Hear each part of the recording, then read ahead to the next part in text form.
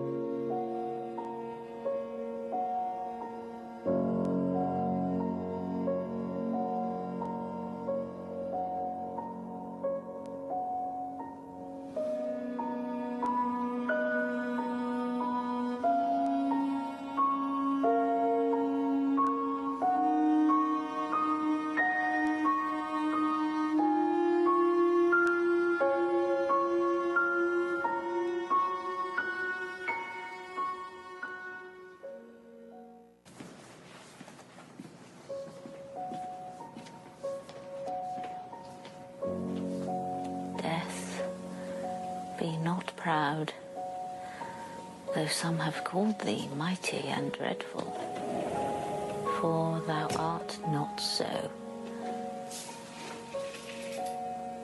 For those whom thou think'st thou dost overthrow, die not, poor death, nor yet canst thou kill me. Thou art slave to fate, chance, kings, and desperate men, and dost with poison, war, and sickness dwell. And poppy or charms can make us sleep as well and better than thy stroke. Why swell'st thou then? One short sleep past, we wake eternally, and death shall be no more. Death, thou shalt die.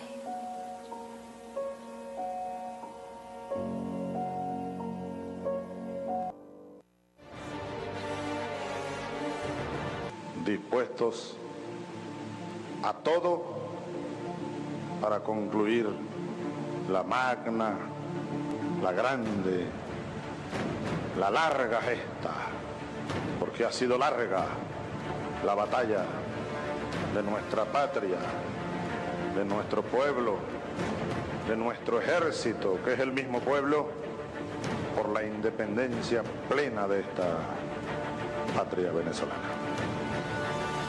Que la mano de Dios,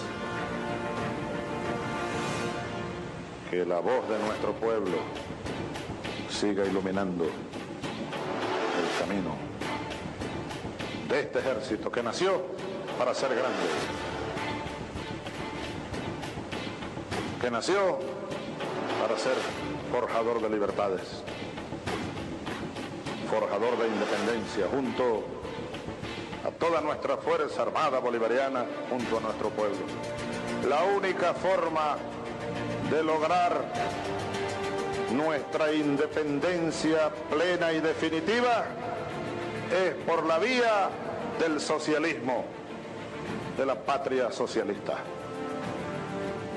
Es decir, verdaderamente democrática, justa, donde reine la igualdad.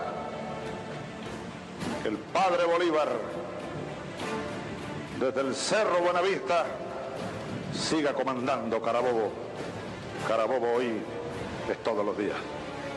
Pido a Dios que los acompañe y a los espíritus de los libertadores que los alienten. Siempre estaré con ustedes.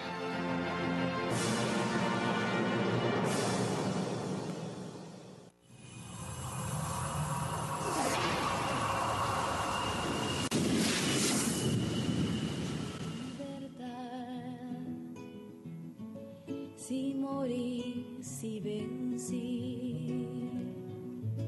si viví para cantar, si soñé, si creí, si Simón me acompañó entre montes y ciudades, en la esperanza, en la soledad. Si nací para amar, si elegí... Buenas noches, ¿cómo están todos? Bienvenidos a La Hojilla. Bien, estábamos comenzando con un poema de John Donne. Muerte, no te creas tan poderosa, porque no lo eres. Y una canción de Rafael Amor y... el autor es Rafael Amor, cantado con Rafael Amor y Mercedes Sosa. Corazón libre. Esa era mi patria, pues. No te rindas, corazón. Estamos en tiempos especiales. Quiero anunciar a 31 años de la rebelión popular del 27 de febrero de 1989. Te invitamos al acto de conmemoración y homenaje a la rebeldía del pueblo y todos los caídos. 27F, prohibido olvidar honor y gloria a todos los caídos. Fecha 27 de febrero. ¿Qué pasado mañana? Viernes y sábado, 27 y 28 de febrero. A 31 años de la rebelión popular. Lugar, Comunidad La Piedrita, Parroquia Combativa, 23 de enero, hora 4 p.m. Abrazo a toda la gente de 23 de enero y a la comuna de La Piedrita. También quiero mandar un saludo muy especial, pues estuvimos el domingo estuvimos en Táchira, estuvimos en San Antonio de los Altos, celebrando el primer aniversario, bueno, conmemorando el primer aniversario de la derrota al imperialismo. Y quería saludar muy especialmente a la gente de Conviasa, que nos llevó hasta allá, primero hasta Santo Domingo, al capitán Juan González, del avión de Conviasa, al copiloto Héctor Nogales, al jefe de cabina, Michael Gobella, y a las tripulantes de cabina, Victoria Pacheco y Adriana Angulo. Un abrazo. Bello y hermoso. Ese viaje estuvo sabroso, estuvo bonito. Y el personal de Conviasa, por toda la a la altura. Entonces estuvieron diciendo que por favor, que no cejáramos en seguir defendiendo a Conviasa. Muy especialmente ese fue el mensaje que nos dejaron los camaradas de Conviasa. Bien, hoy tengo un programa que es especialito. Porque en ese viaje justamente de retorno, y después que yo pasé en el programa pasado, yo dejé el documental de Carlos Apurua, La Batalla de los Puentes. Hay mucha gente que le gustó el documental, sobre todo Carlos Apurua me dice, ¿a dónde lo bajaste? Porque ese era el actualizado. Y fue efectivamente el documental actualizado. Y luego nos sentamos un rato, que estábamos tomándonos un café ahí en el avión. Veníamos ya de retorno, Carlos y yo. Y él me dice, Mario, búscate dos. O sea, primero la película esa que el señor Donald Trump la está atacando muchísimo, que es Parásito. Dice que es bueno que la veamos, la que acaba de ganar el Oscar, porque refleja lo fatuo de las clases medias, criadas dentro del imperialismo o en su efecto, en este caso, en Corea. Pero dice que está muy interesante esa película, ¿no? He estado buscándola, no la he logrado encontrar para verla. Y me habló de un documental que él hizo, que me llamó la atención. Yo llegué en la noche, de inmediato lo busqué en internet y lo encontré. Un documental que hizo Carlos,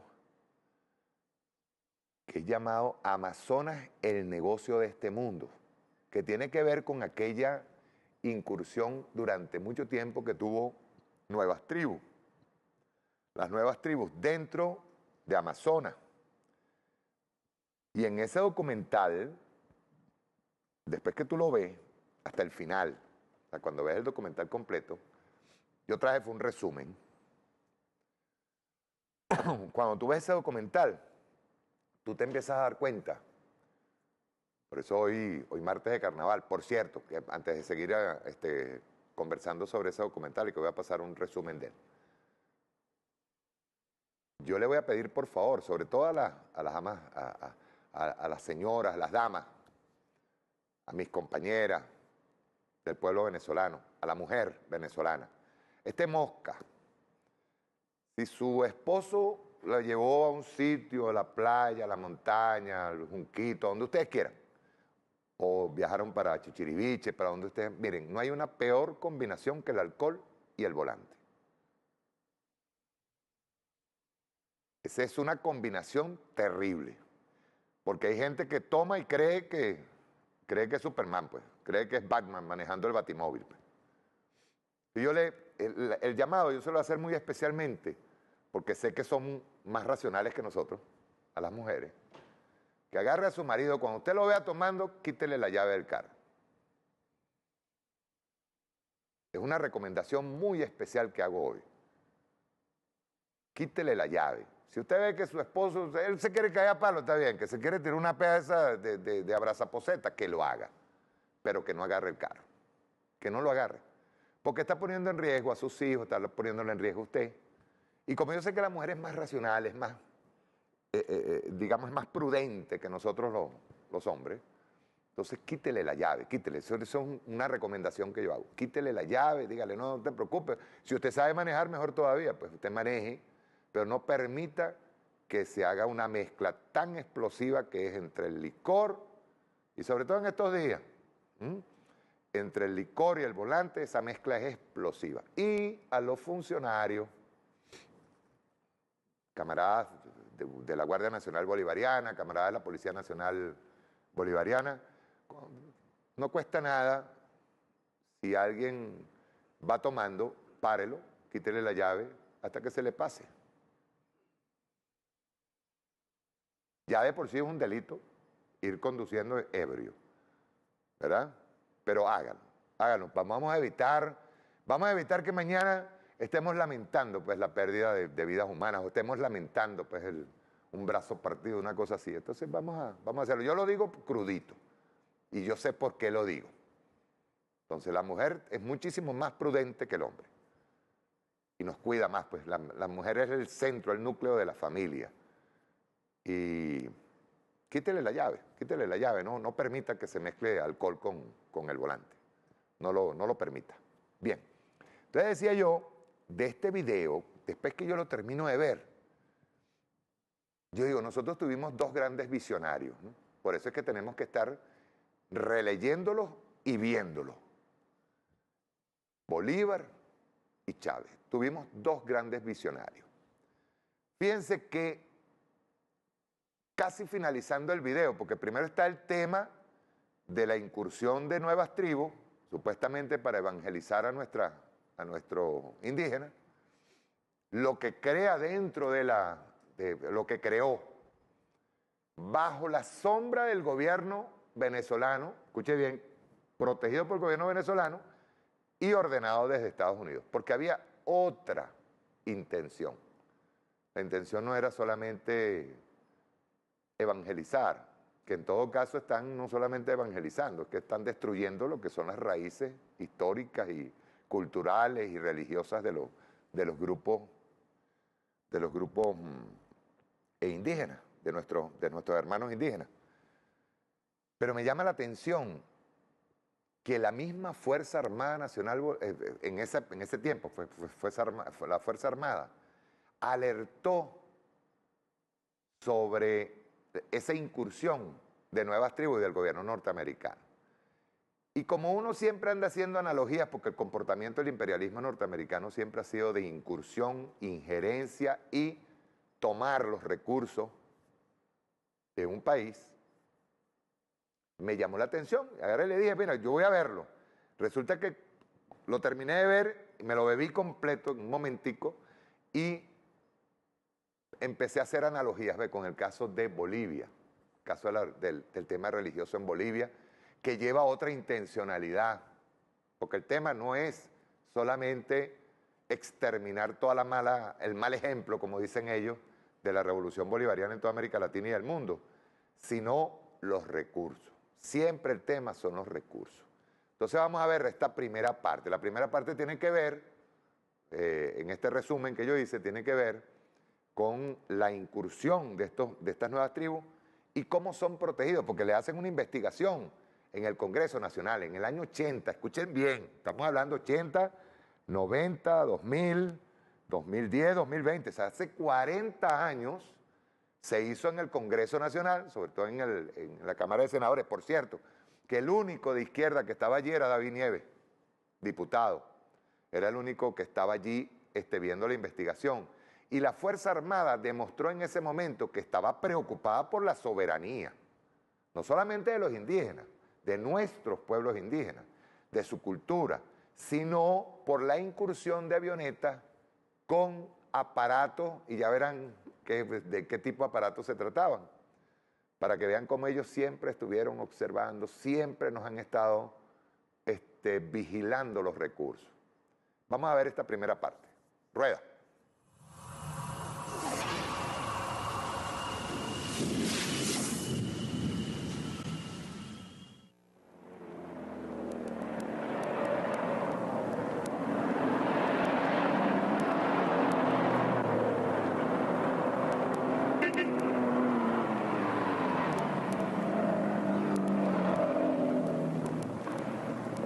Ellos adoran a los demonios, adoran a los espíritus malignos.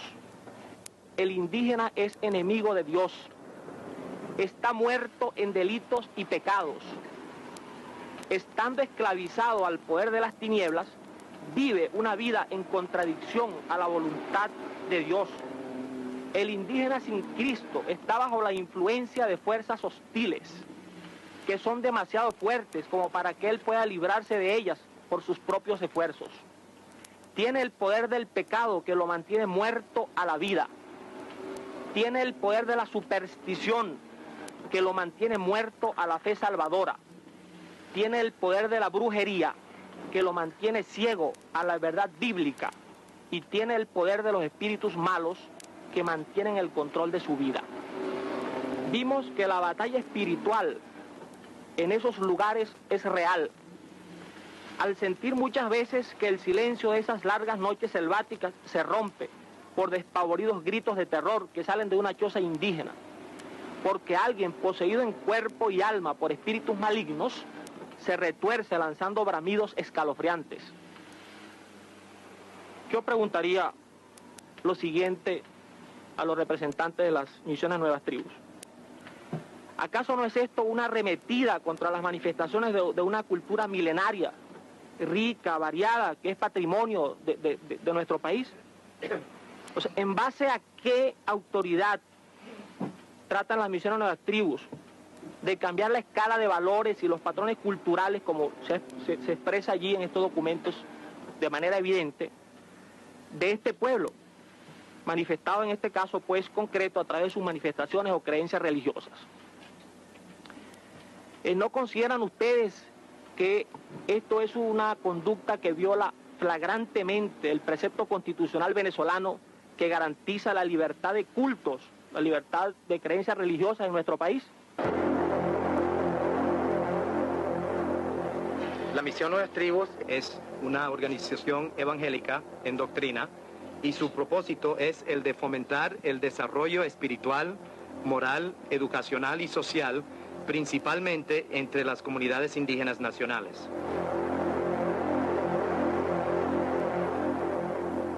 Aunque el objeto principal de la misión es espiritual, es decir, la evangelización de las comunidades indígenas, estamos conscientes de que las necesidades del orden temporal también son importantes y en la práctica nuestro trabajo de beneficio comunitario se ha especializado en varios campos, entre las cuales se destacan el aspecto educativo, el sanitario asistencial, capacitación profesional de maestros y enfermeros indígenas, fomento económico, adiestramiento en mecánica, carpintería, agricultura y cría y otros.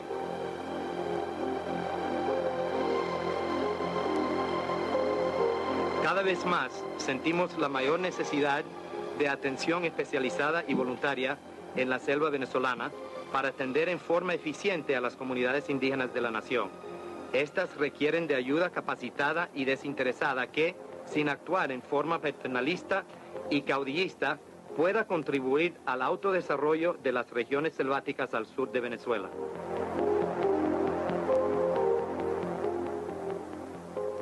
Dentro de nuestro pensamiento, este es uno de nuestros propósitos puesto en práctica: llevar a los beneficios de la civilización a los indígenas para que pueda ser útil a ellos y no destructora de sus pensamientos formados por muchos siglos.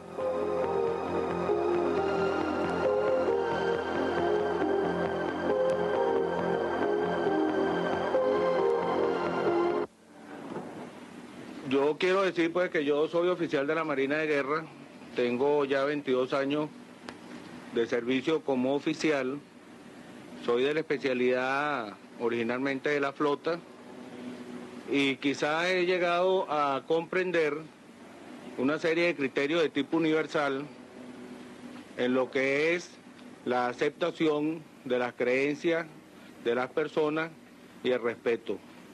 Quisiera así dejar muy en claro mi situación particular, porque sobre todo por ciertas insinuaciones que yo considero que provienen del señor James Bow, a mí se me ha acusado de asuntos que no son compatibles con mi posición. Y yo como oficial de las Fuerzas Armadas debo de actuar en relación a ciertos principios que inclusive no deben inhibirme para dar una recomendación personal o una conclusión personal sobre una serie de hechos que no los estoy diciendo en forma alegre, sino que fueron debidamente investigados y que puedo citar en todos los casos las fuentes exactas donde consta la documentación al respecto.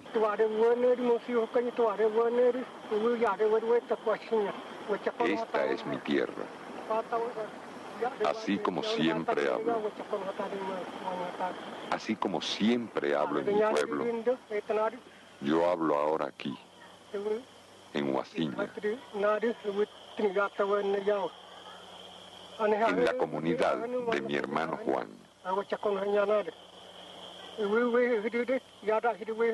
Los dos somos jefes de nuestras comunidades. Yo lo he ayudado con mi pensamiento. Yo lo ayudo siempre. Somos hermanos, del mismo origen de nuestros abuelos.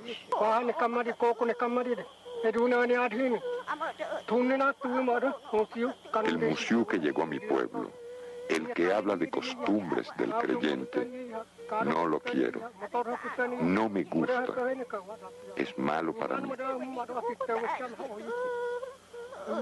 Existe una diferencia muy grande desde nuestros orígenes. Para cumplir los propósitos que nos hemos fijado como metas a realizar, es imprescindible la preparación de destacados indígenas, los cuales se encargarán de la dirección y el desarrollo socioeconómico de sus propias comunidades.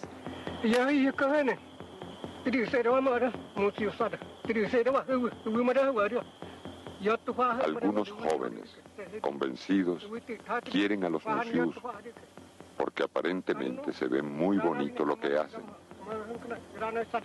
Viajar en avioneta, en carro, en motores fuera de borda. Hablan siempre de la parte buena. Siempre hablan de la colaboración prestada, de la traída de cosas, o porque les dan dinero.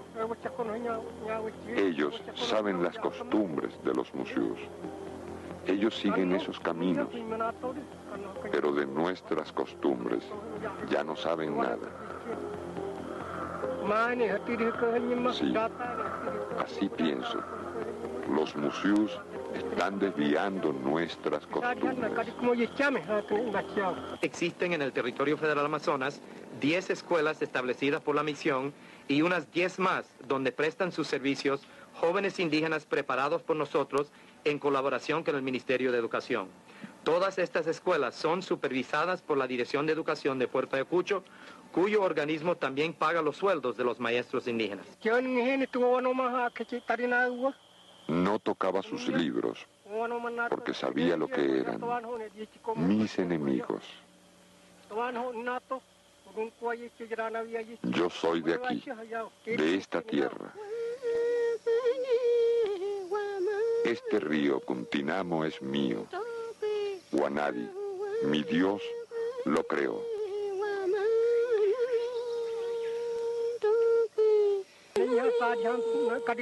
Lo que digo es mi pensamiento. Es la educación recibida de mis padres. No voy en la misma corriente de los Musiús. No los necesito para vivir. Por eso no puedo dejar a los Musiús aquí. Ahora, por ejemplo, fíjense, todos los grupos misioneros reciben hasta una subvención del Estado. El grupo Nuevas Tribus no recibe. Por eso fue que nosotros hicimos énfasis en que el financiamiento, que es bastante grande, porque si ustedes estuvieron en las bases esas, en los campamentos, para nosotros mantener 2 o 3 guardias nacionales o 4 o 5 infantes en un puesto, tenemos un costo hasta de más de 200 bolívares diarios cuando se hace el costo real. Y ustedes ven la forma como ellos mantienen eso.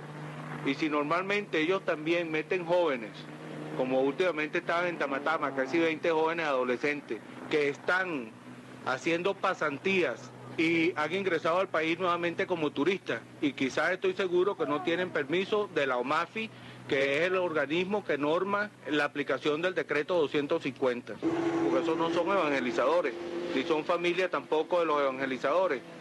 Entonces se ve que hay prácticamente un apoyo financiero persiguiendo otros propósitos.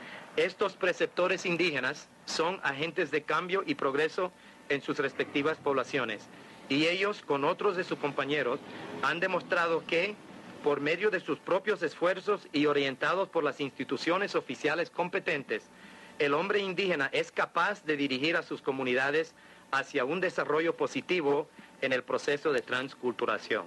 Una persona que no conozca a Dios no tiene manera de ser salvado.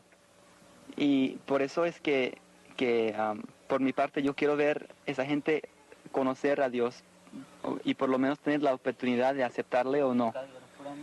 Y yo no diría que su cultura va en contra de Dios. En contra de Dios sí, pero en contra del Evangelio, porque ni saben del Evangelio. La Biblia dice que cualquier hombre, así como está, no puede agradecer a Dios.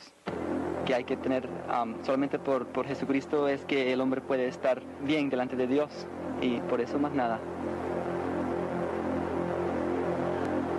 Por razones de tipo económico, yo comencé a trabajar con la misión Nuevas Tribus hace unos 14 años atrás, trabajando como informante, o sea, informando a la misión de la cultura indígena, de mi cultura indígena, sirviendo como traductor de mi propia lengua, a fin de que yo redujera también mi propia lengua a escritura y así tradujera la religión evangélica a la lengua, a mi propia lengua, o sea, al guajibo. La misión Nuevas Tribus considera de que es indispensable estar bien entrenado lingüísticamente antes de ir a cualquier campo de trabajo, porque considera de que la manera de penetrar a cualquier grupo étnico del mundo, no solamente de aquí de Venezuela, sino del mundo, es a través de la lengua. Entonces yo me dediqué a realizar este trabajo de traducción, de evangelismo entre mis propios hermanos, enseñándoles el evangelio, diciendo de que su religión, diciendo de que su costumbre, diciendo de que lo que ellos tenían, lo propio de ellos, eso era absolutamente absurdo, de que lo de ellos no servía para nada, de que lo que le presentaba el evangelio, las costumbres que llevaban estas misiones americanas, eso era lo verdadero, que eso era lo mejor.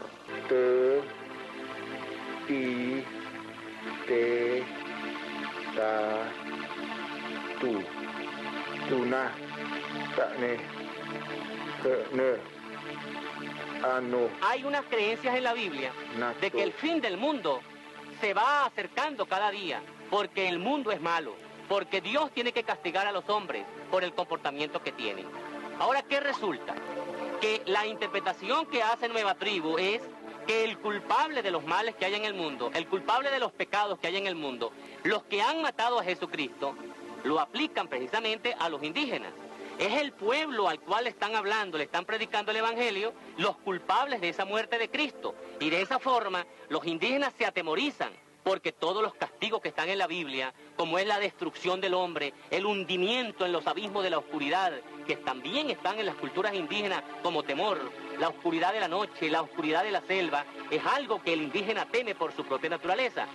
Pues bien, la religión indígena es interpretada en una forma distinta y se le hace ver que todo eso, toda esa maldad, esa penumbra, esa oscuridad donde no va a reinar sino solamente el temor, allí van a ir todos los indígenas que no crean en esa nueva religión que el Nueva Tribu le trae.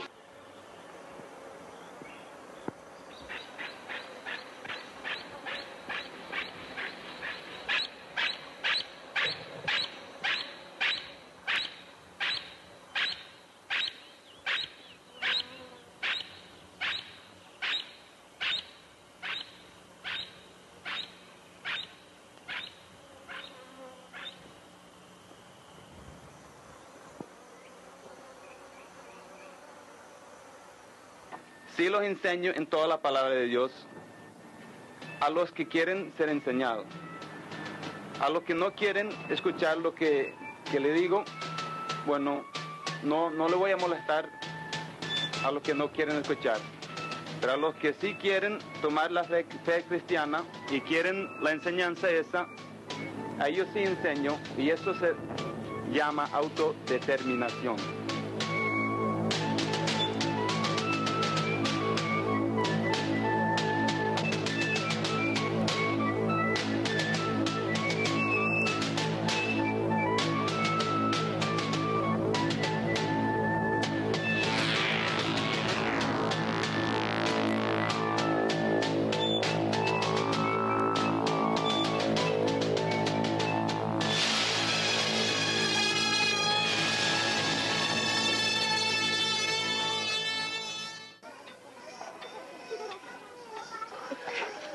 Conozco bien los evangélicos, pues he convivido con ellos 2 años a Mavaca, al lado de la misión donde estaba Jaime Barker. También he acompañado a ellos en el primer contacto que tuvieron con la comunidad de Coyohueteri en la Sierra Parima. Y también asistí a los cambios culturales de la dicha comunidad después de la instalación de los evangélicos, pues era una zona que yo estudiaba y que yo dejé de estudiar por la presencia evangélica. Quieren imponer su ideología por la intimidación y por la fuerza. Se podría entonces relacionar esa ideología con el fascismo, pues los varios tipos de fascismo que existen quieren también imponer por la fuerza sus ideas. Ahora me toca a mí hablar de los museos, no de otra cosa. Uno de los museos botó mi bebida, el yaraque, cuando estábamos en plena fiesta. Eso me puso furioso. Por eso no quise ser evangélico. Y por eso les dije, ¿por qué vienen aquí si yo no voy a la tierra suya a molestarlos? Yo vivo en la mía tranquilo. Discutí muy fuerte con ellos. ¿Por qué votaron mi yaraque? Ellos eran Jaime Bou, Jacobo, Don Pepe, todos ellos. No recuerdo de ninguna ocasión cuando yo me he introducido en un pueblo para poner fin. Inclusive tengo fotografías de fiestas tradicionales de los macristares que se han llevado a cabo en mi presencia en los pueblos.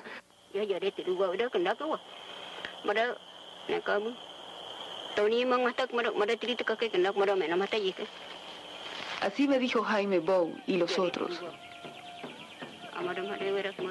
Este baile háganlo por última vez y olvídenlo todo. Se dirigió a mi papá y le dijo, los misioneros no queremos esto.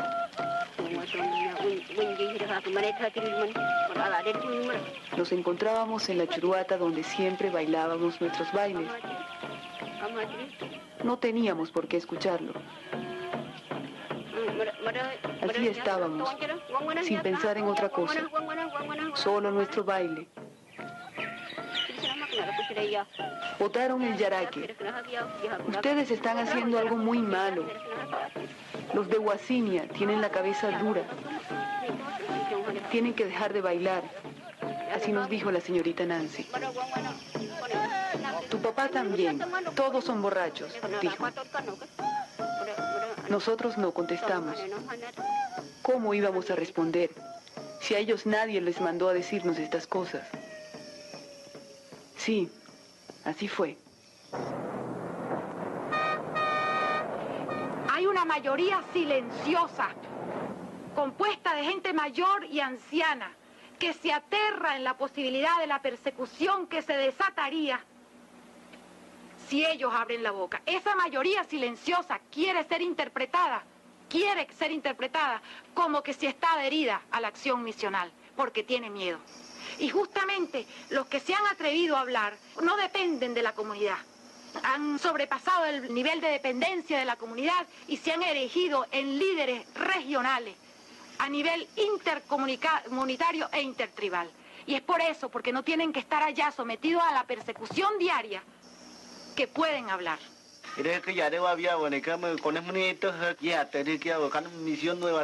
Quiero hablar de lo que pasó conmigo y la misión Nuevas Tribus. Ellos han hecho algo malo. Ellos manipulan a los yecuanas, nos vigilan. Los enfermeros, los maestros, los planteros y los comisarios dependen de las nuevas tribus.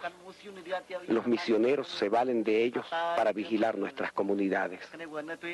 Por eso, como no somos evangélicos, no nos permiten trabajar en nuestro pueblo. Temen que sus influencias terminen. A mí no me aceptan como maestro. Ellos no me quieren. Hablo para que todos sepan lo que está sucediendo y lo que pasó conmigo. Ellos están vigilando el Amazonas. Ellos quieren controlar todo el territorio y su gente. Ellos hacen eso porque nos quieren manejar a su antojo. Ellos nos quieren manejar a su antojo. La actividad de las misiones Nuevas Tribus ha traído como consecuencia la formación de una élite maquiritaria, integrada por los convertidos, o los conversos, como podría calificarse, que desempeñan labores de maestros, de predicadores, de motoristas, etc. Es evidente que ello ha jugado un rol capital en el enfrentamiento existente actualmente entre los miembros de este pueblo. ¿No creen ustedes que eso es inconveniente, que es nocivo? Que una actividad misional haya traído como consecuencia un enfrentamiento entre los mismos integrantes de una comunidad. ¿Qué opinarían ustedes en el caso de que misioneros venezolanos fuesen a su país o a sus respectivos países y con su actitud crearan enfrentamiento entre los aborígenes de cada uno de sus países? El que hable de ustedes va preso. ¿Qué manera de hablar es esta? Una persona no puede ir presa en su propia tierra. Estamos viviendo aquí, en el lugar de nuestro crecimiento. Yo no molesto a los americanos. Nunca he molestado a Jaime Bow. Pero tú sí has molestado aquí. Tú viniste aquí desde hace mucho tiempo, ¿verdad?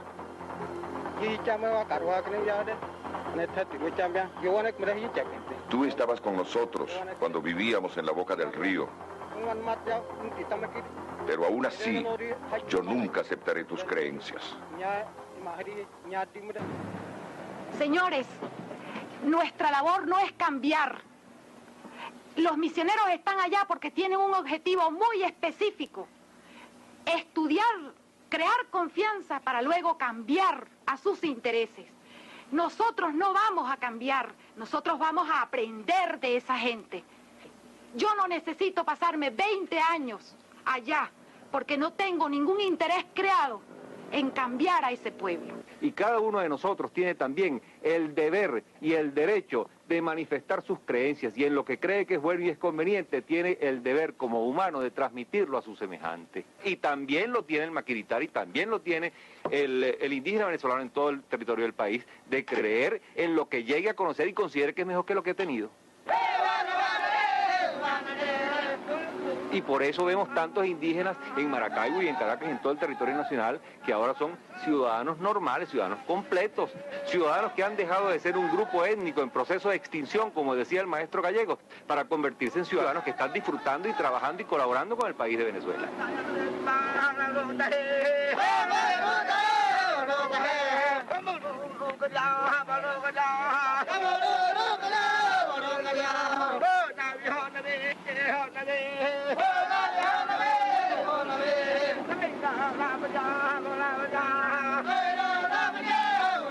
Nosotros sí valoramos a los indígenas, ninguno de nosotros, y a repartir regalitos a los caseríos indígenas, pero sí iremos a dialogar con ustedes, a hablar con ustedes, con los indígenas, a planificar la política indigenista que vamos a poner en práctica con Jaime, para que los proteja y para que los haga dignos de ser venezolanos, igual que a la otra gran porción de Venezuela.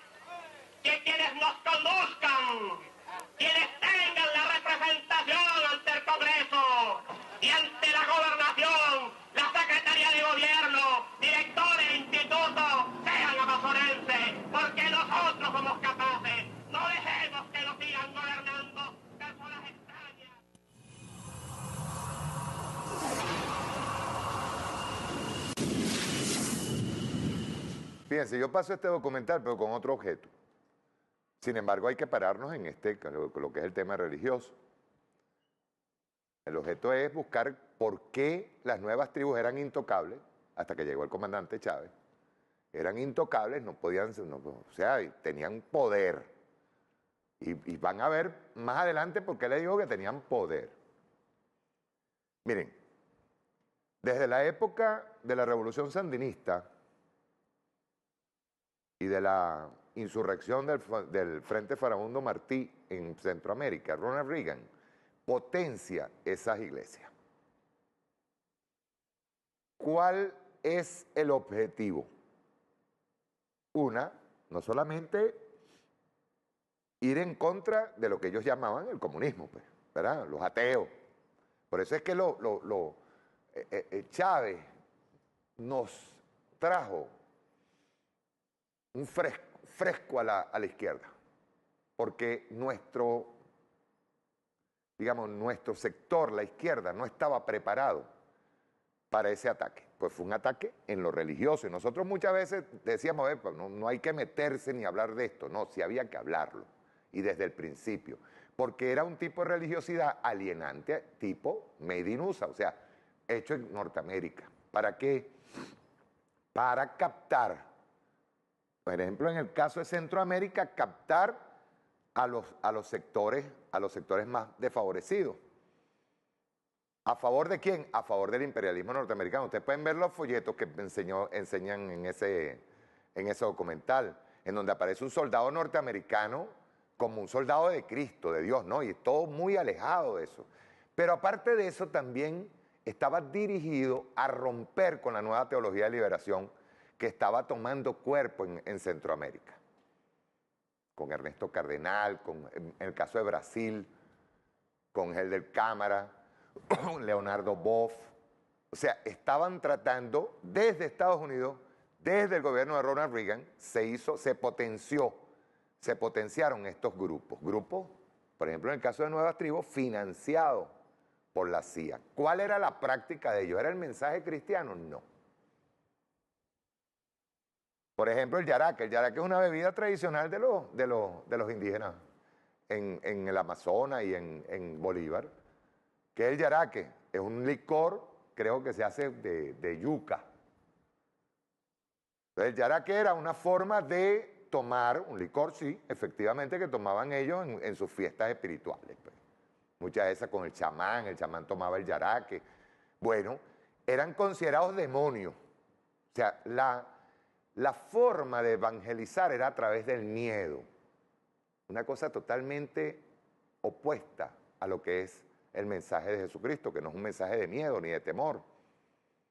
Es el único Dios que hay, es este, y decirle, ya no tomas más yaraque y no sigues haciendo, como decían ellos, brujería, era prácticamente decirle a una cultura milenaria, no sigas creyendo en tus dioses. No sigas creyendo en el río, no sigas creyendo en la montaña, no sigas creyendo en los dioses que nacieron para ellos. Son los que crearon el río, los que crearon la montaña, los que crearon las hierbas, los que crearon los animales. Pero había una direccionalidad. Primero hay que entender por qué esta gente tenía tanto poder. Ahí se les abrió una averiguación, y se les abrió una averiguación por otras cosas. Y nuestra Fuerza Armada Nacional, para que ustedes sepan, estamos hablando del año 80, ya estaba clarita con referencia a la injerencia de los gringos dentro de la patria.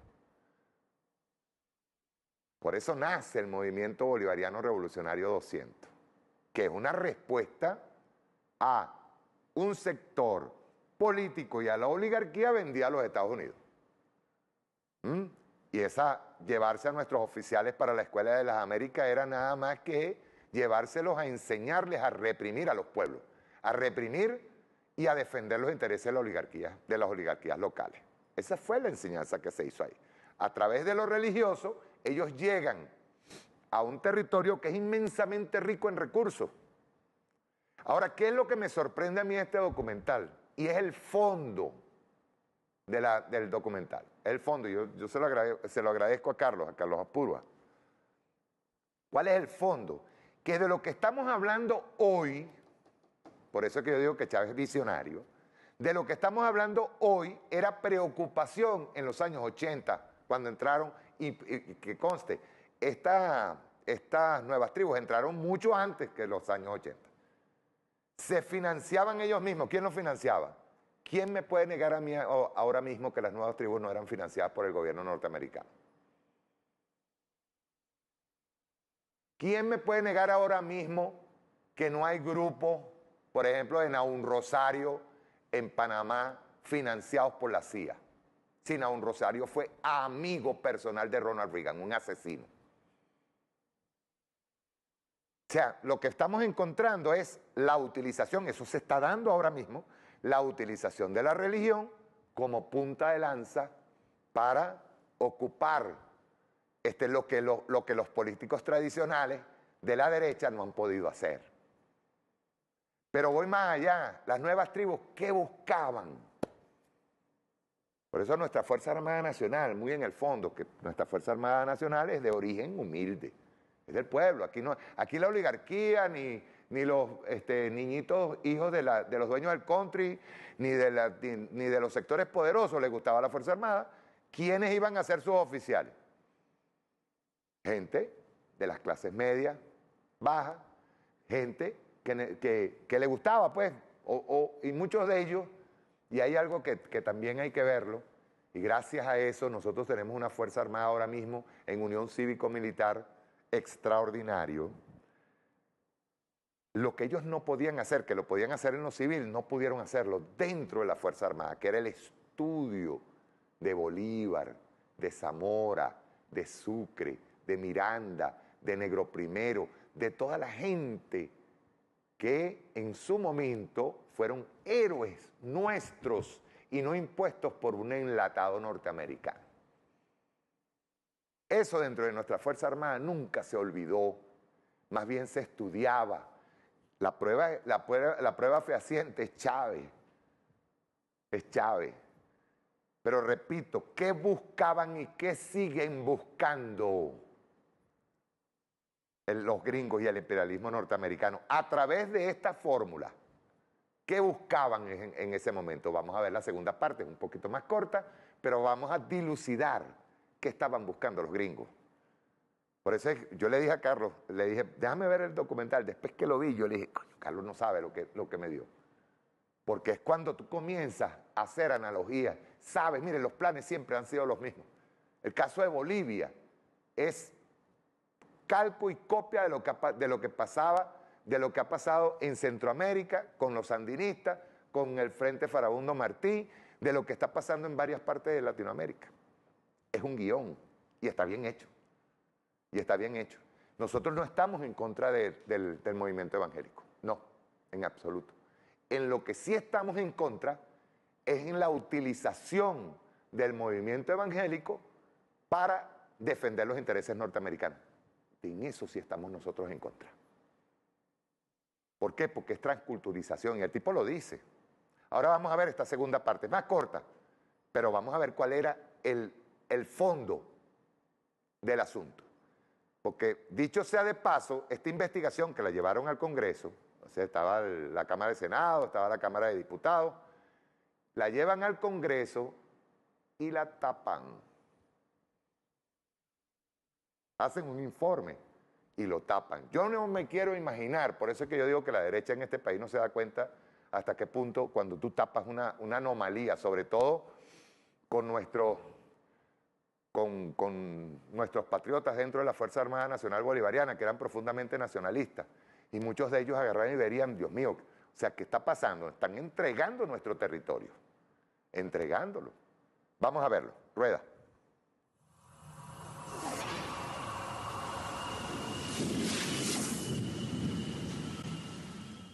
El otro problema, sobre el problema de las pistas de aterrizaje, que sí es un problema de seguridad nacional. Si hay un reconocimiento de que no se tiene un control de esas pistas, entonces tenemos que tomar las acciones necesarias y solicitar los recursos necesarios que necesita la Guardia para ejercer el control. Entonces, ese sí es el problema de seguridad y defensa. El verdadero problema de seguridad y defensa que tiene el Estado venezolano en el territorio federal Amazonas, el Estado Bolívar, incluso el Estado Apure, que casualmente coincide su presencia con la ubicación también de los minerales estratégicos en esta zona. Entonces, esas pistas, si no son controladas, si hay toda una infraestructura de avionetas, de red de comunicaciones, de pistas de aterrizaje que son más de 29, entonces realmente ese problema de seguridad y defensa debe ser abordado.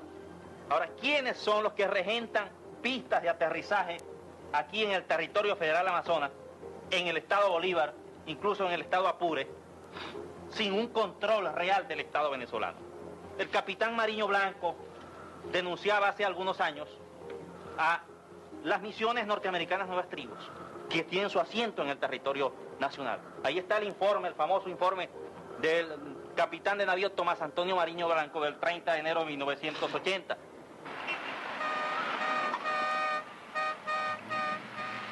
Cuando usted aseveró que el señor Bocus, no estoy seguro, sí, Larry Bocus, se le habían encontrado un barril, dentro de un barril, material bélico.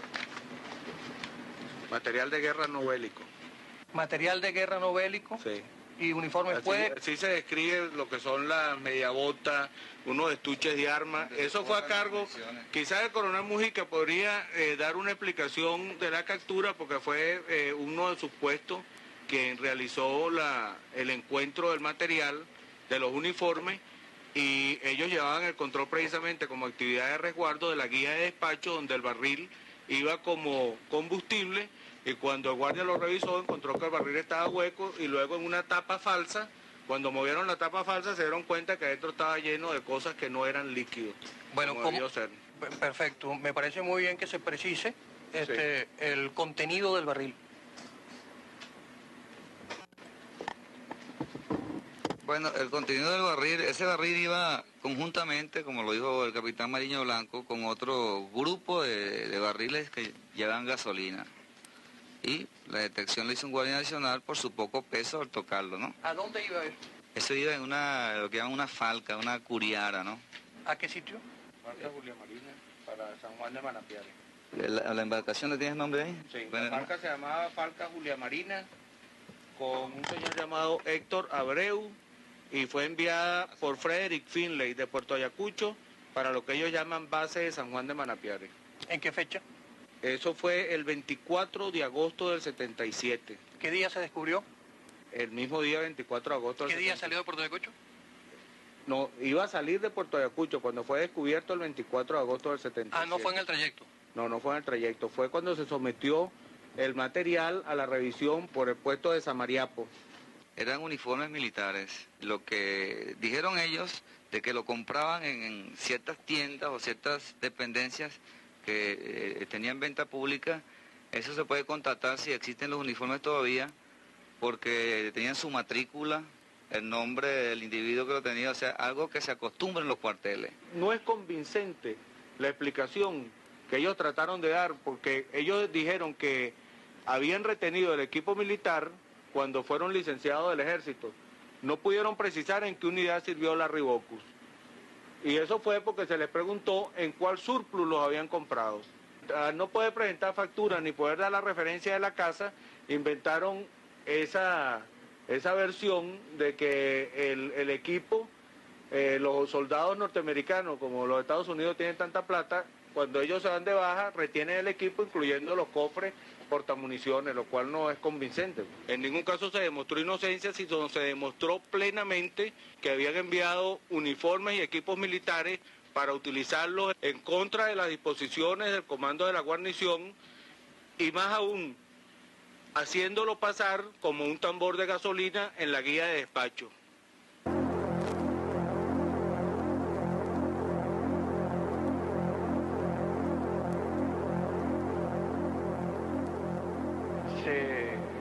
Hizo la denuncia de que, y usted mismo lo ratificó, de que esos aviones tienen una autonomía de vuelo muy grande. Afirmativo.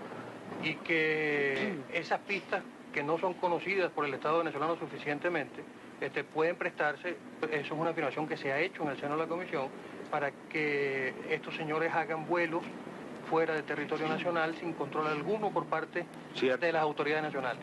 ¿Se ha constatado la violación de los reglamentos en este sentido o existe algún tipo de evidencia al respecto?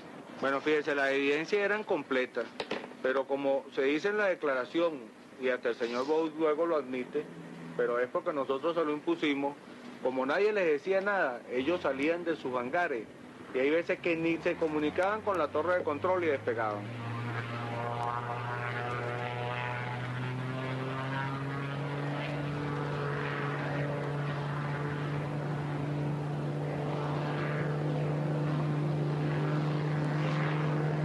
Fíjate, hay una pista que está ubicada aproximadamente en el radial 060 de Puerto Ayacucho, a unos 35 minutos de vuelo, que está ubicada. Prácticamente es un portaaviones, está metido sobre unos cerros que sería hasta suicida el aterrizar en esa pista. Sin embargo, nos han informado que en esa pista aterriza ese tipo de aeronave. En pocas palabras, es sumamente difícil la operación en estas pistas, sumamente difícil que no sea con ese tipo de aviones que se está haciendo, que es con el avión 185 convencionales que tienen las nuevas tribus.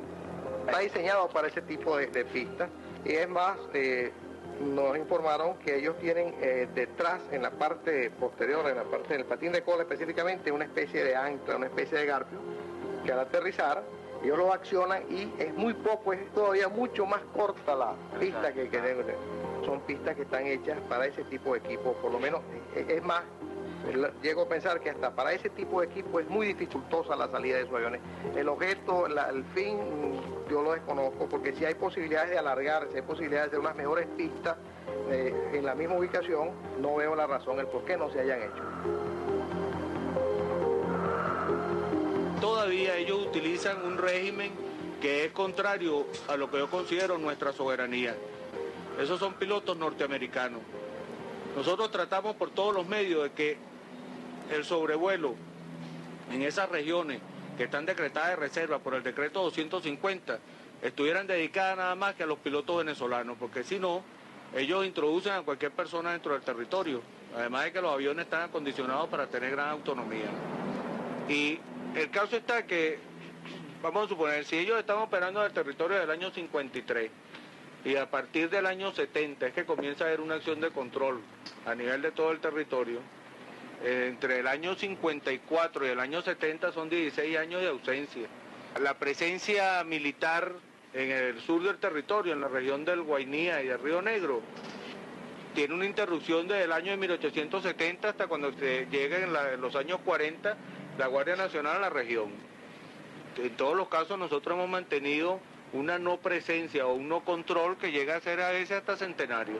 Pero todo avión cuando sale del aeropuerto no tiene que hacer un plan de vuelo y saber de dónde va. Cuando nosotros asumimos el control del territorio, ellos no efectuaban plan de vuelo ni se sometían a control de resguardo en forma integral de sus aeronaves. ¿Y las demás aeronaves? Las demás aeronaves sí tenían que hacerla.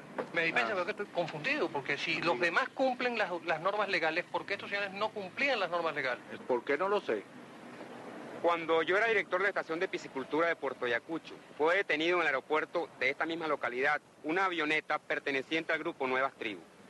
En esa avioneta se encontraba una serie de equipos que las personas no están habituadas a manejarlos acá porque no se utilizan para gran cosa. Y pidieron mi colaboración para que tratara de identificar esos equipos que estaban allá. Efectivamente, al trasladarme a la avioneta, se constató que eran contadores, registradores, para medir materiales estratégicos, materiales radioactivos, en fin, este tipo de cosas.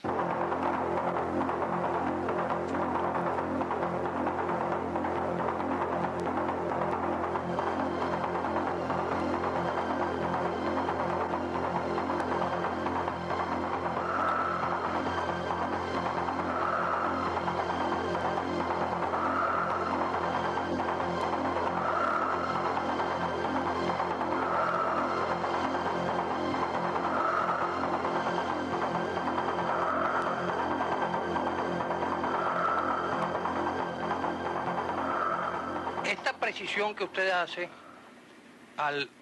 de la actividad de ellos en búsqueda de material estratégico, ¿pudiera ahondarla ahora? Yo saqué una conclusión personal en base simplemente a las investigaciones y al incidente de los señores estos Ward y Curry, y que Ward realmente cuando lo descubrimos efectuando las investigaciones no estaba del lado venezolano sino del lado colombiano. Y lo capturamos cuando pasó del lado colombiano para el lado venezolano y le decomisamos esos planos que estaba haciendo hasta con un aparato llamado celoclinómetro para hacer los patrones de comparación para la fotografía por satélite. Dicen que Ward y Curry no son miembros de la misión de las nuevas tribus, eso es cierto. Pero dice que ni siquiera los conocemos. Cuando dice ni siquiera los conocemos y no ni siquiera los conozco, se refiere a todo el grupo. En la directiva está todavía el señor Donald Bodin, que fue quien hizo las gestiones para que estos señores llegaran a Puerto Ayacucho, les alquiló las embarcaciones y luego abogó por ellos para que nosotros los pusiéramos en libertad una vez que fueron encontrados, teniendo visa de turismo y realizando investigaciones de tipo científica, no solamente en el territorio nacional de Venezuela, sino también en la costa colombiana que va desde Casuarito hasta Puerto Carreño. Inclusive, los señores Ward y Curry fueron deportados del país y en la Dirección de Inteligencia Militar está el expediente respectivo. Yo quisiera precisar, capitán de navío, nómina de pago de la General Dynamics a los pilotos del grupo Misión Nuevas Tribus. En su oportunidad se le enviaron los originales de las nóminas de pago de los pilotos, como de los envíos de dinero, a la Dirección de Inteligencia Militar y ahí de reposar toda esa documentación de tipo administrativa y financiera. Porque nosotros obtuvimos, por fuente de inteligencia, las nóminas de pago que yo me hice referencia, los envíos de dinero de esa institución en particular. O sea, los pilotos eran pagados por la General Dynamics. Sí, señor. Para el año 76 y 77 eran pagados por la General Dynamics. Okay. ¿Tiene usted conocimiento de que ellos reciban financiamiento de otras empresas norteamericanas o de otras fuentes? Los dos eran de la Westinghouse.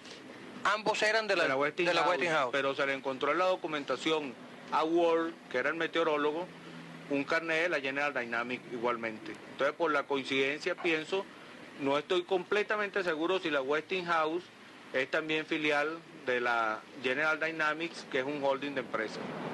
En ningún caso se demostró la inocencia del personal de la misión Nuevas Tribus en la falta o delito que cometieron durante nuestro ejercicio de comando.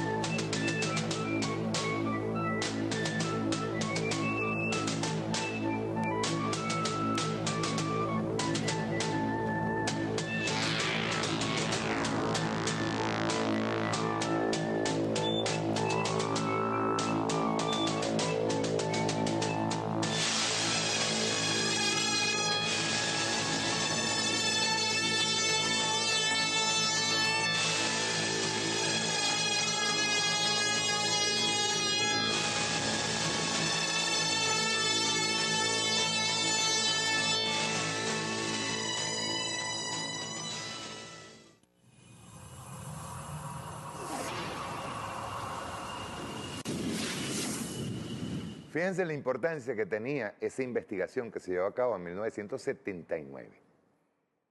En el año 1980 la desaparecen. Cintas magnetofónicas en donde se hizo. Esto que quedó allí formaba parte del documental de Carlos Aspuro. Pero las cintas magnetofónicas, todo lo que se grabó allí, no aparecía. Desapareció. Las nuevas tribus tenían directa relación con la General Dynamics, que era la que le pagaba a los pilotos. Pilotos, muchos de ellos que provenían del sector militar norteamericano. La Westinghouse, que si tenía que ver con la General Dynamics, sí.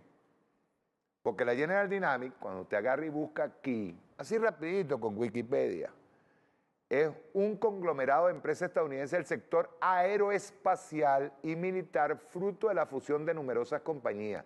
En 2012 se situó como el quinto mayor contratista de defensa del mundo por ingresos.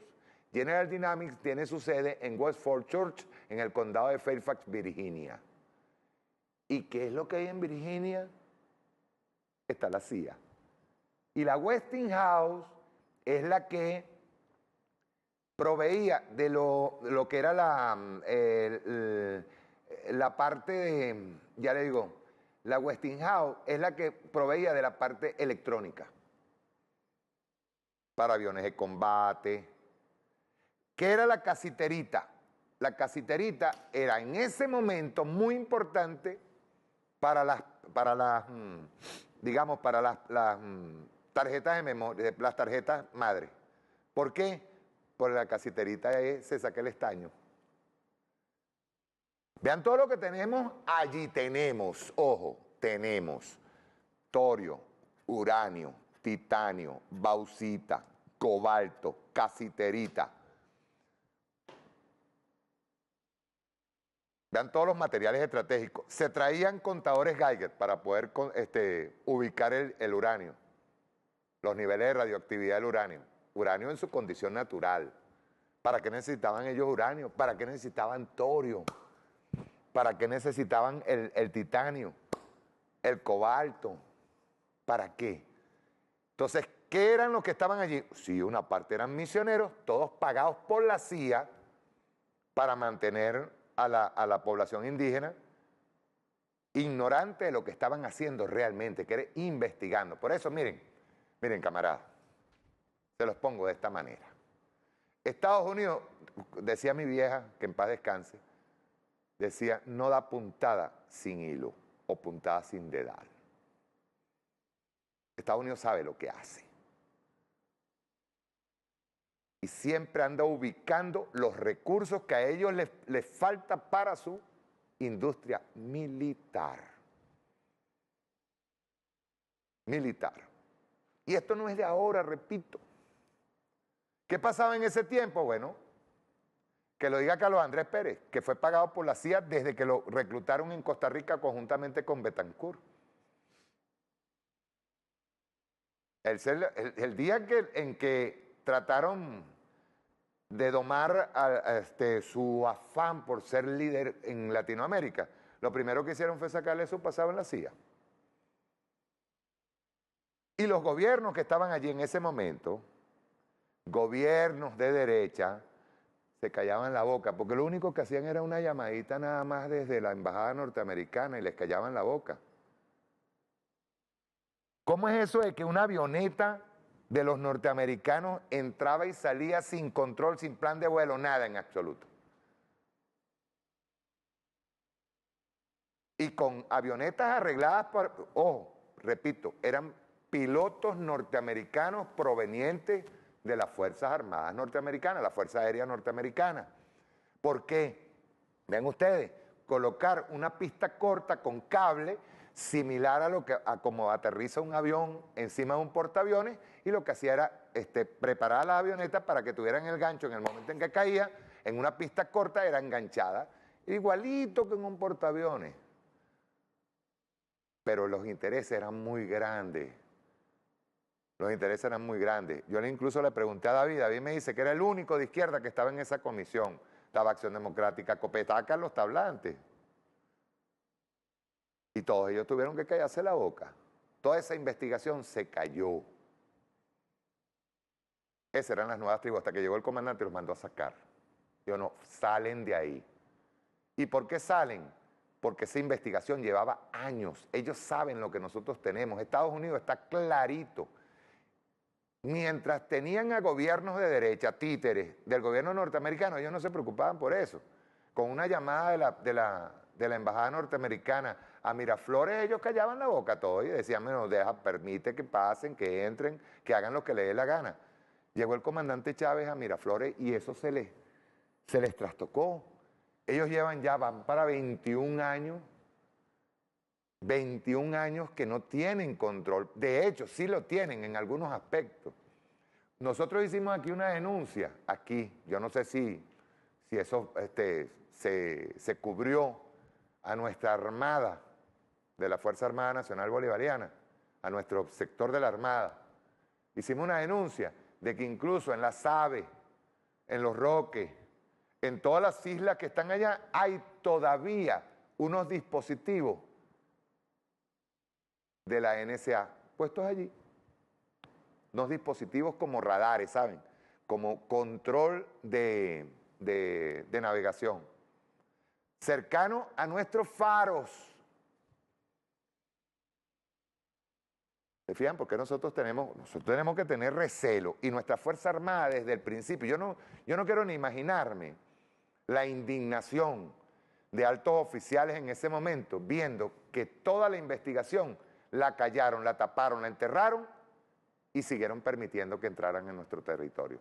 Sabiendo cómo es la formación del militar nuestro, que es un militar nacionalista, un militar que en ese momento cuidaba de su territorio, porque repito, afuera, Simón Bolívar ahí en el Panteón Nacional, le agarraron, abrieron la tumba una vez y le pusieron ahí una bandera de esas compradas en un bonero. ¿Cómo hacían los actos a nuestro libertador? ¿Cuáles eran los actos? 17 de diciembre y 24 de julio, eso era todo. Nunca les convino que nuestro libertador estuviera despierto y Chávez lo despertó. Chávez lo despertó. Ahora, ¿ese tema es nada más que con Guayana? No, por eso yo decía que el documental de Carlos Apurua me levantó, le di vuelta, búscame la de la guerra del petróleo, por favor, del video 4, para que ustedes vean en una síntesis que hace Tatuí TV, perfecta, de cómo fueron ellos asesinando presidentes que de alguna manera trataron de proteger los recursos de sus países y en el caso nuestro, históricamente a quienes mataron, a quienes le dieron un golpe de Estado para poder controlar el petróleo. Vamos a verlo, rueda.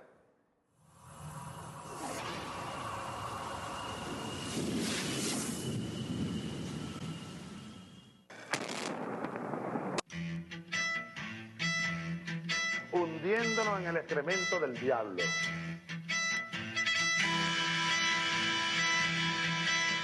La historia moderna de Venezuela viene marcada por la explotación petrolera. El modelo impuesto durante todo el siglo XX fue el entreguista al gran capital transnacional, a favor de una casta burguesa parasitaria que encontró en las importaciones y no en el desarrollo industrial su forma más expedita de enriquecimiento. 1904.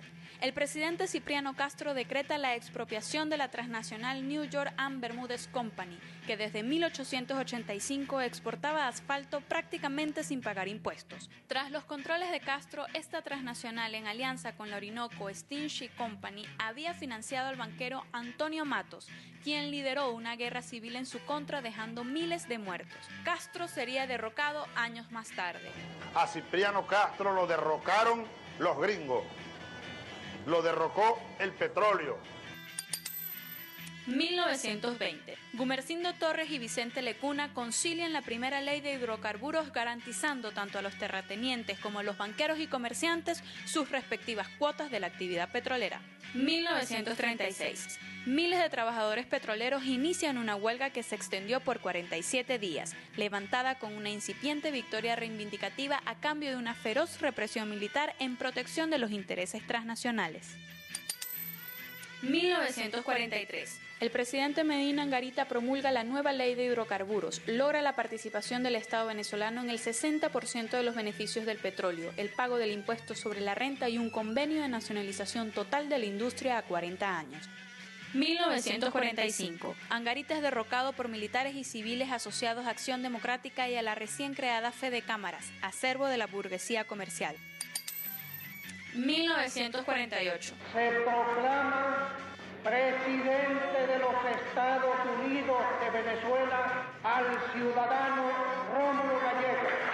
Con la asesoría del ministro de Fomento, Juan Pablo Pérez Alfonso, se dicta una reforma legal para hacer cumplir el pago de impuestos a las petroleras extranjeras.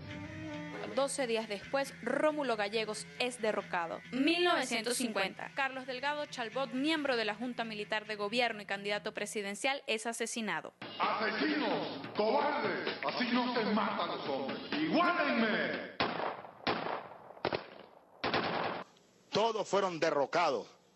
Cipriano Castro, después Isaías Medina, después Carlos Delgado, antes de él Rómulo Gallegos, un gran escritor, y yo, derrocado.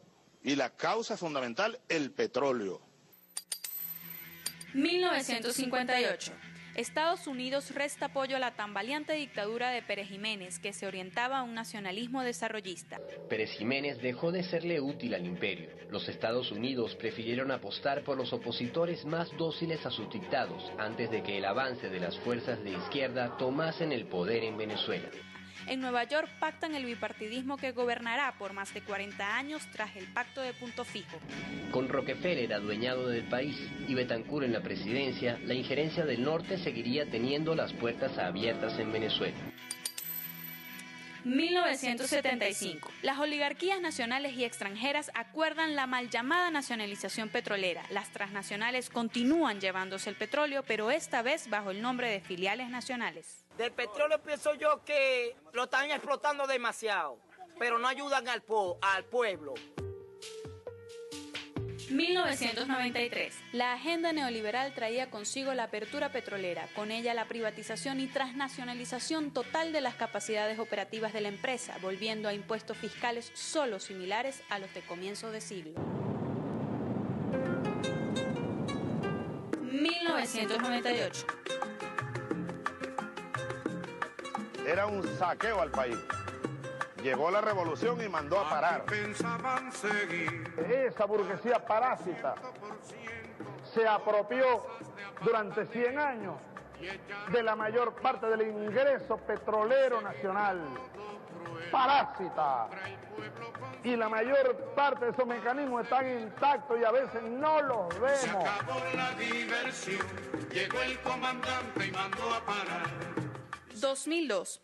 La cúpula golpista de la CTV y la cúpula ilegítima y golpista de Fede Cámaras, y como no consiguieron entonces lo que en abril habían conseguido un grupo de generales y almirantes y un grupo de militares que se prestaron para el golpe de Estado militar, entonces en diciembre lanzaron un nuevo ataque, golpe de Estado petrolero. Cerrada la producción de 1.9 millones de barriles por día de crudo. Las estaciones de servicio de todo el país comenzaron a sentir este lunes la falta de combustible. Esto no es un paro petrolero, esto es un paro cívico. Es un paro indetenible. El paro sigue en pie y la iglesia se sumaron al paro cívico nacional. La gran marcha de las antorchas para llegar a la Plaza de la Meritocracia en Chuao. Coordinadora Democrática. Aquí hay un solo responsable.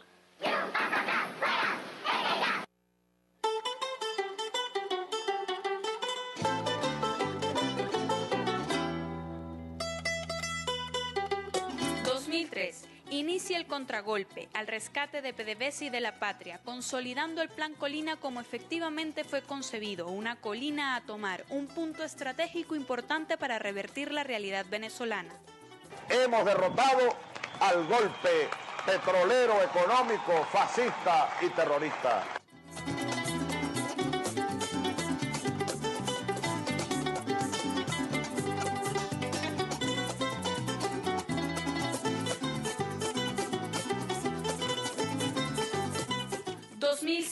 Hemos instalado en Venezuela, junto con esa bandera que flamea al viento, la plena soberanía petrolera. Realmente hay que decirlo, la verdadera nacionalización petrolera es ahora, no ocurrió en el pasado. Todo en beneficio de la patria, es la propiedad patria. La otra es la propiedad burguesa, la propiedad del imperio. Nosotros éramos una colonia norteamericana. Entregaron la faja del Orinoco, la reserva de petróleo más grande de este planeta. Chávez manda a certificar las reservas en la faja del Orinoco y es así que se cataloga lo que allí siempre hubo, petróleo y no bitumen. Decían que el petróleo de aquí, que no era petróleo, bueno, era equivalente al carbón y había que pagarlo a precio de carbón. El petróleo de Venezuela es para los venezolanos, para el desarrollo nacional, no es de los gringos, ni será más nunca de los gringos. 2009. Se nacionalizan los muelles de la costa oriental del lago de Maracaibo. Señores de la luna, tápense los oídos porque los chillidos de la burguesía van a llegar hasta la luna. Petróleos de Venezuela Socialista. PDVSA. Socialista.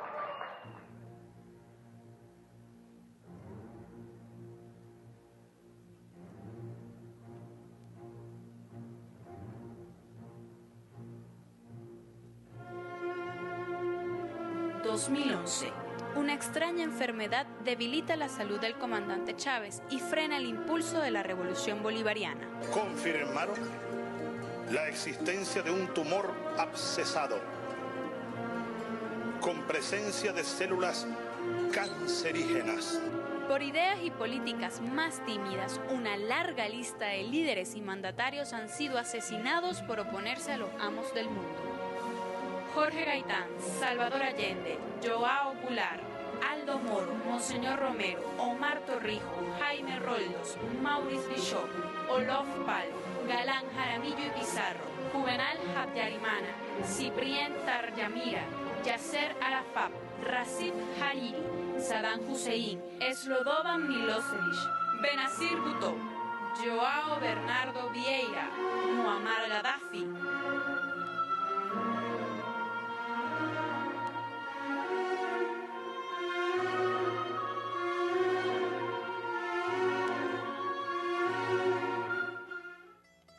Chávez ofrendó su vida en esta batalla, revirtiendo más de 100 años de oscura historia.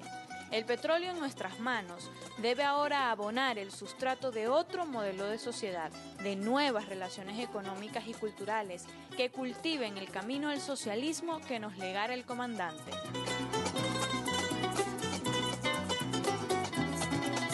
Se crea la comisión presidencial con carácter plenipotenciario denominada Comisión Presidencial para la Defensa, la reestructuración y reorganización de la industria petrolera nacional, Ali Rodríguez Araque, la cual tendrá todo el poder para iniciar el proceso de cambios, transformaciones y defensa integral de toda la industria petrolera, de la A a la Z, de punta a punta.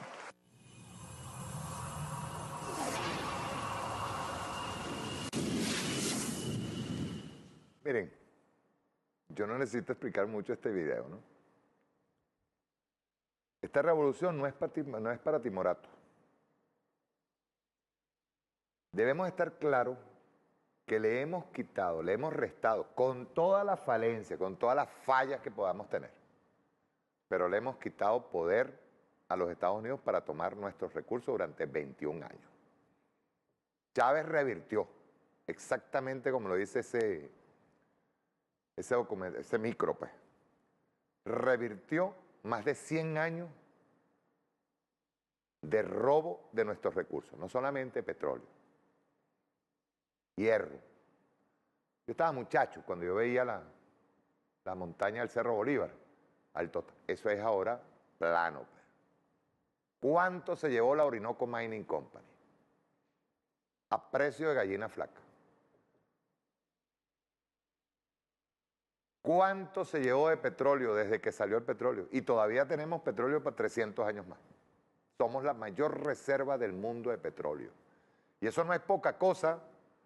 Eso implica que nuestro enemigo, que es los Estados Unidos de Norteamérica, pues es nuestro enemigo. O sea, el sistema norteamericano es nuestro enemigo. Eso hay que tenerlo claro.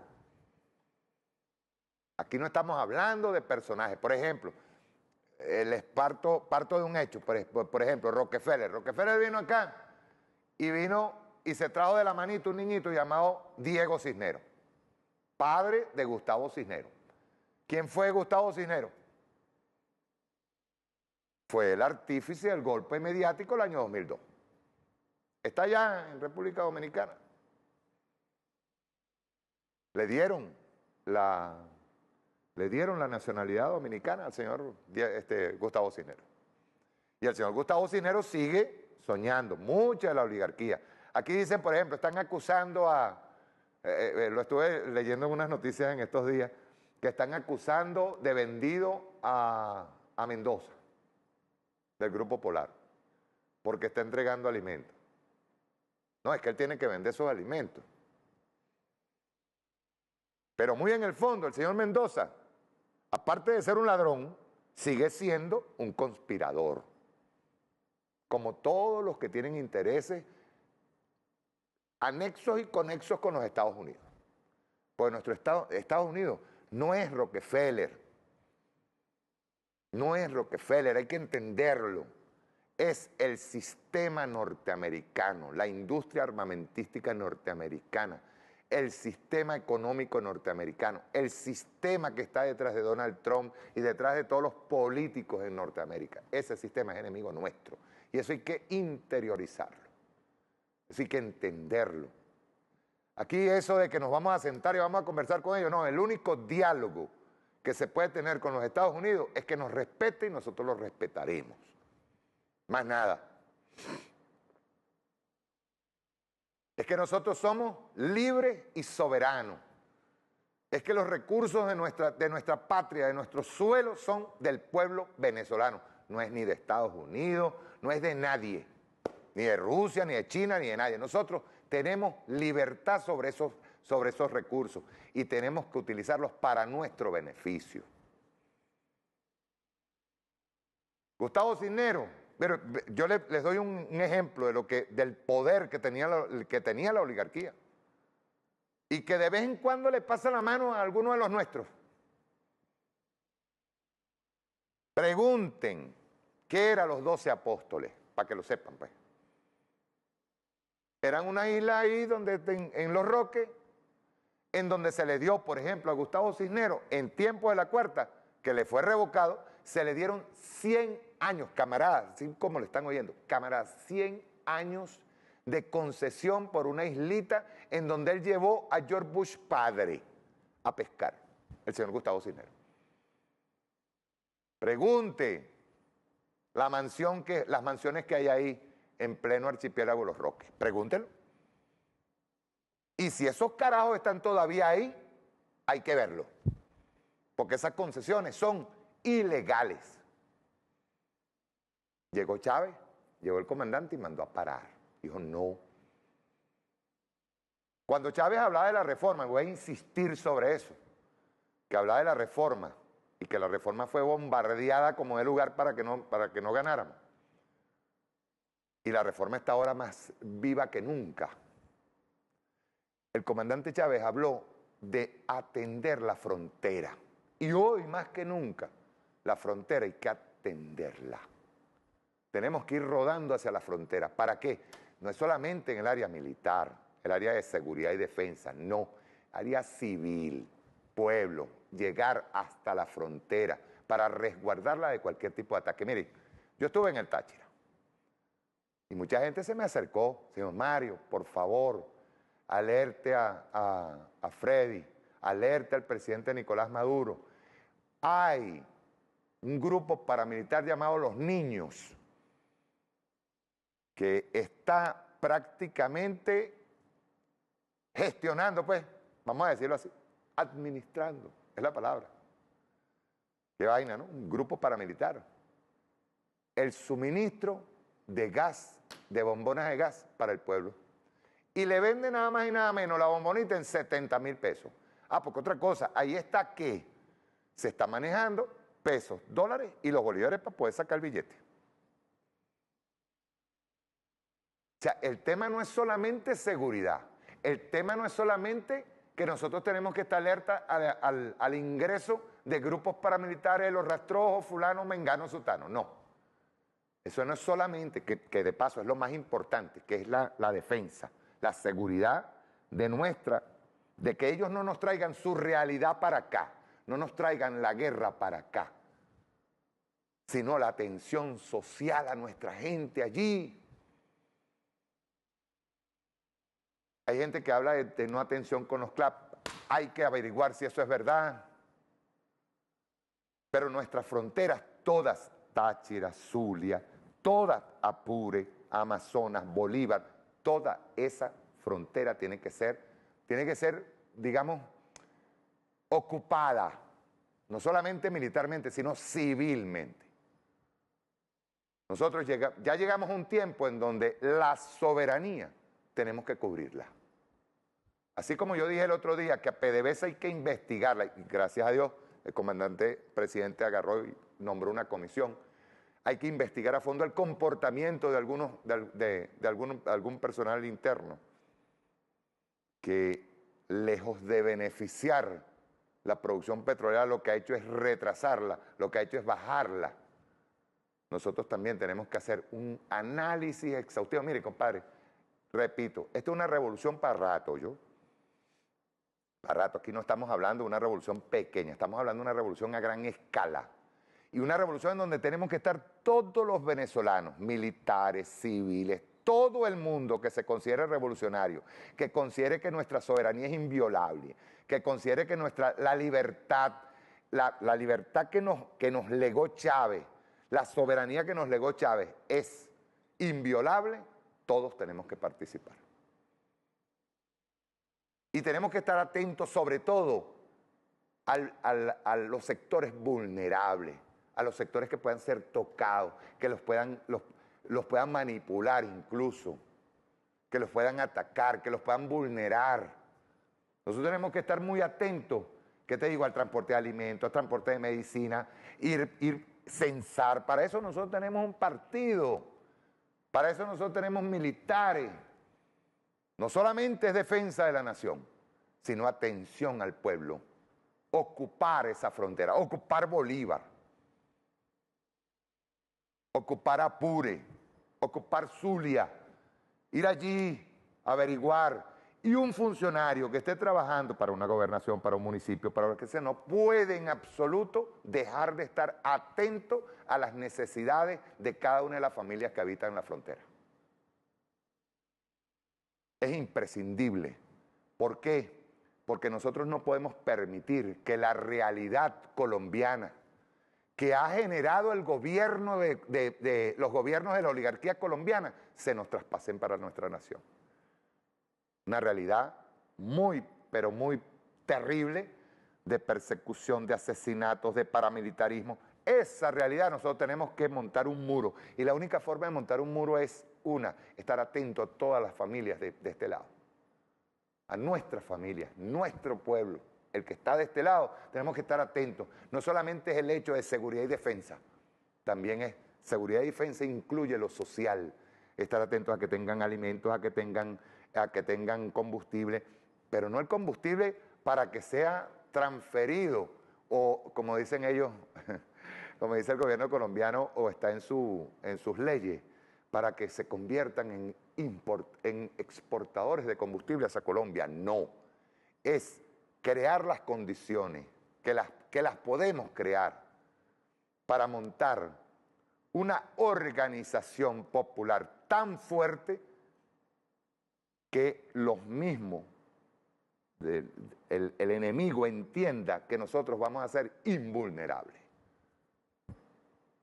Tenemos que estar muy atentos. Mucha gente se me acercó, yo tengo que decirlo.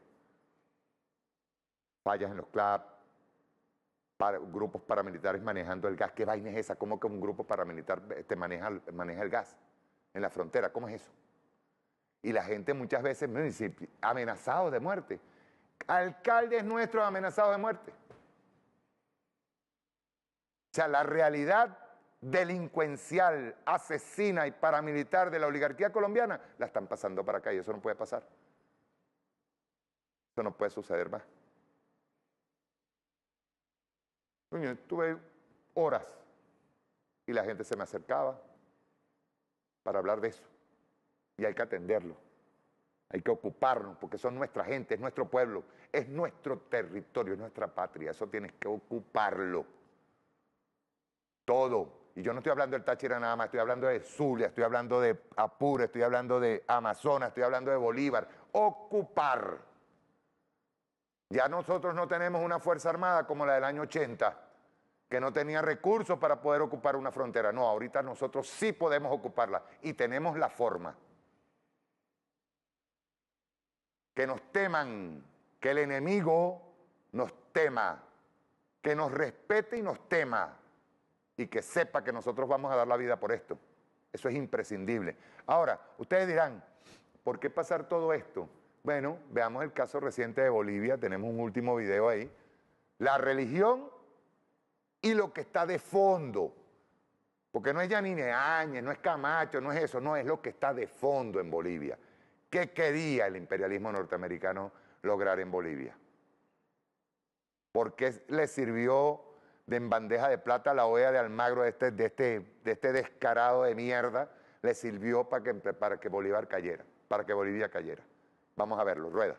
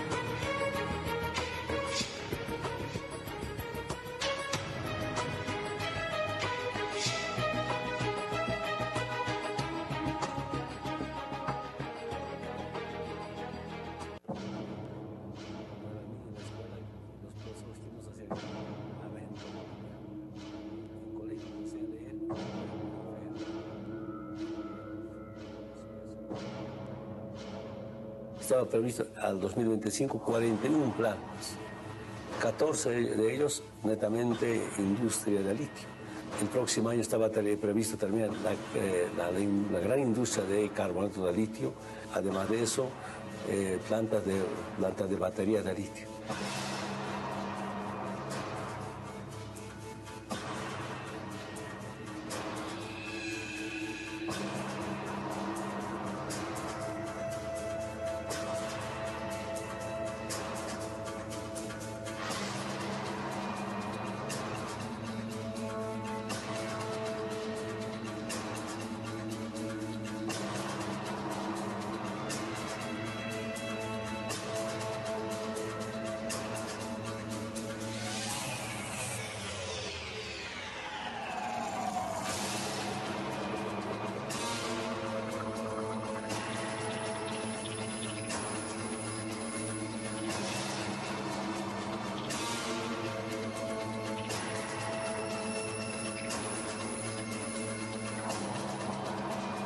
queda naturalizado todos los hidrocarburos en el territorio nacional.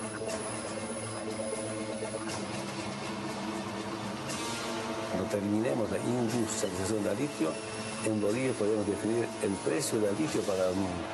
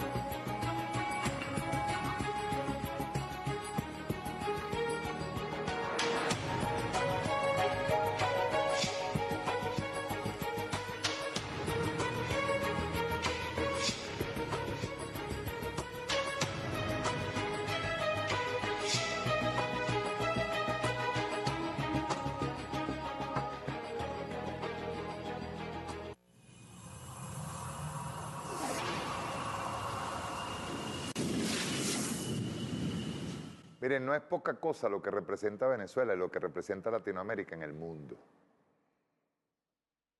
Por sus recursos. El litio, Bolivia tiene el 30%. ¿Cuál fue el error, entre comillas, de Evo Morales? Nacionalizar los recursos, nacionalizar el gas, nacionalizar el litio. Cada uno de estos minerales, a medida que han pasado las décadas, van tomando importancia. El caso del litio ahora mismo. Ante la posibilidad de una crisis energética con el petróleo, ya las grandes transnacionales están trabajando el tema del litio. Ahora, ¿qué es lo que nosotros vemos allí? Que las transnacionales norteamericanas y europeas necesitan, se convierten, lo que siempre han sido, en economías parasitarias del mundo, de lo que ellos llaman el mundo subdesarrollado.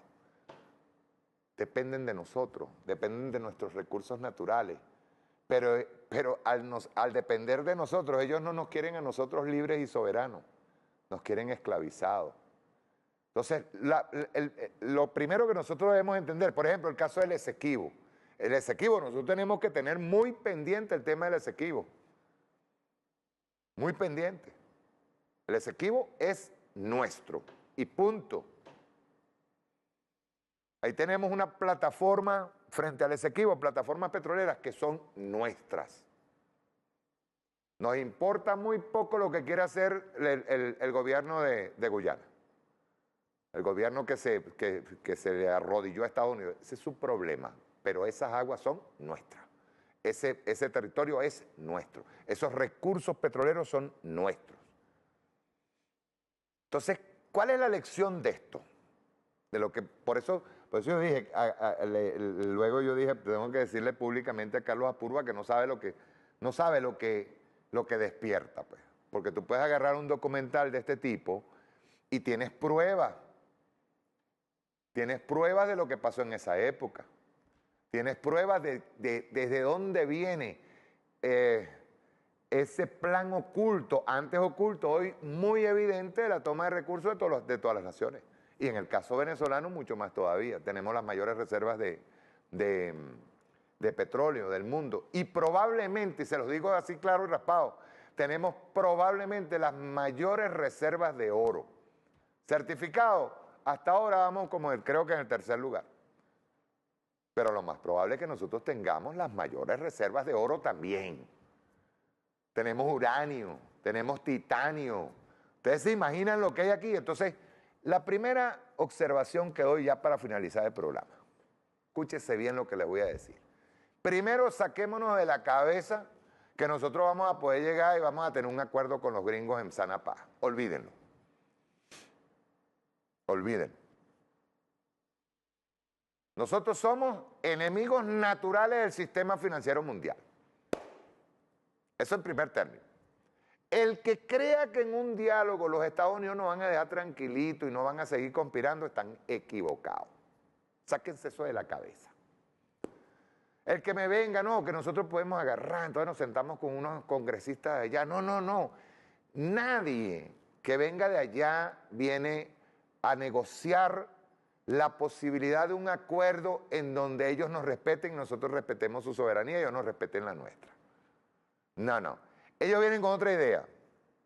A través del temor, de la amenaza, el caso de Donald Trump, vuelto loco, amenazando.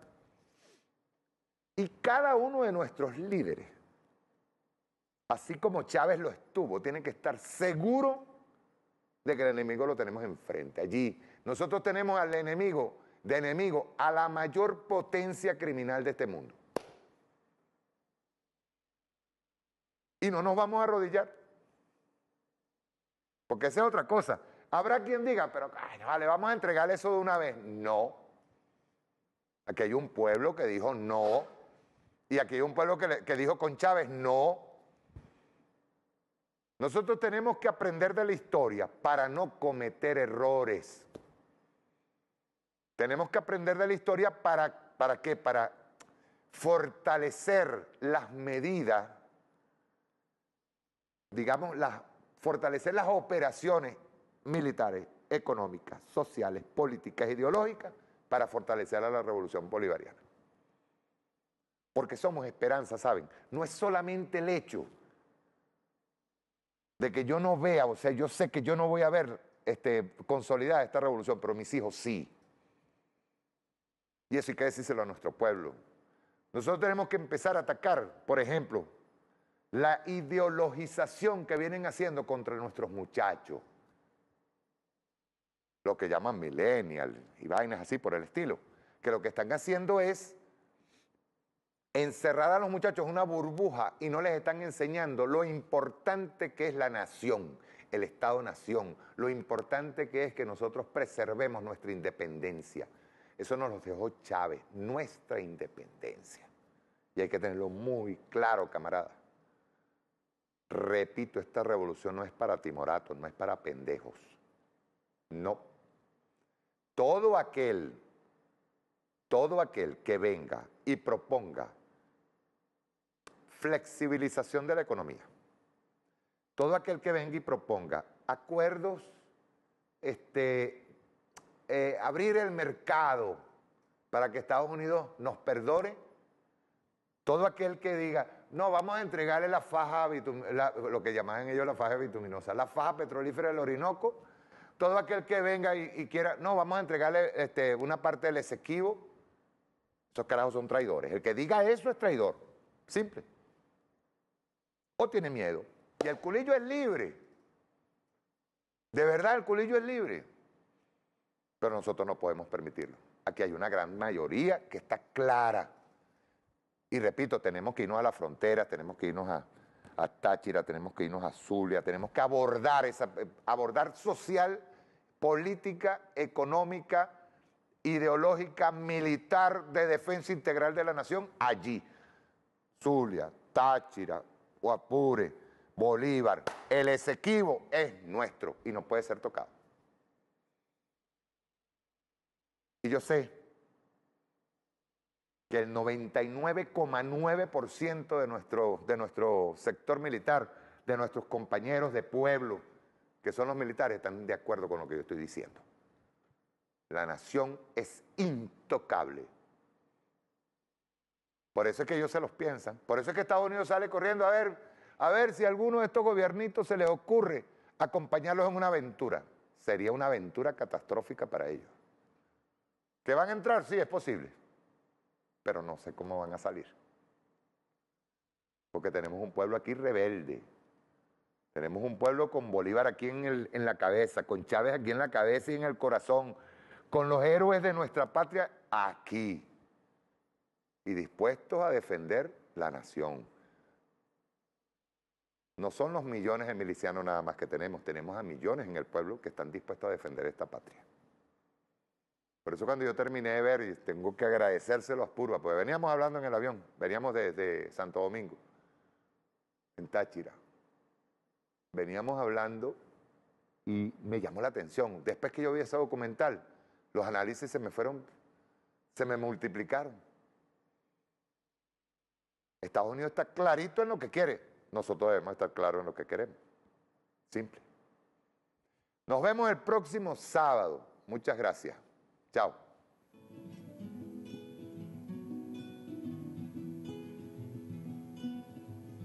Si luché por libertad,